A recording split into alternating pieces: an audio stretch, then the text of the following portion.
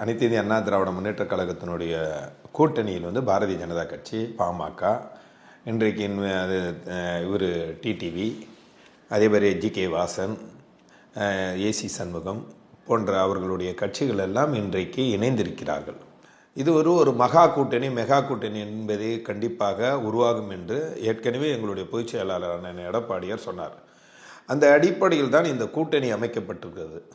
இந்த கூட்டணி எதுக்காகனா, ஒவ்வொரு கட்சிக்கும் ஒவ்வொரு நிலைப்பாடு, ஒவ்வொரு கொள்கைகள் இருக்கும். அந்த கொள்கைகளையாக மாறி இந்த விடியாத திமுக ஆட்சி, மக்கள் விரோத திமுக ஆட்சி, குடும்ப ஆட்சி நடத்தக்கூடிய திமுக ஆட்சி, ஊழல் ஊழல் ஊழல் ஊழல் செய்வதுதான் அவர்களுடைய வேலையாக இருக்கக்கூடிய இந்த திமுக ஆட்சியை வீட்டுக்கு அனுப்பணும்.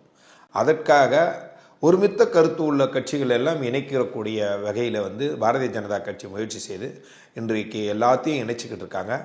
இந்த கூட்டணி மாபெரும் வெற்றி கூட்டணியாக அமையும். 2026 ஏப்ரல் எண்டில் நடக்கக்கூடிய தேர்தலில் மே மாதம் இறுதியில் வந்து முதல்ல எங்களுடைய பொதுச் செயலாளர் எடப்பாடியார் மாபெரும் வெற்றி பெற்று தனிச்சு ஆட்சி அமைப்பார். அதில் மாற்று கருத்து இல்லை.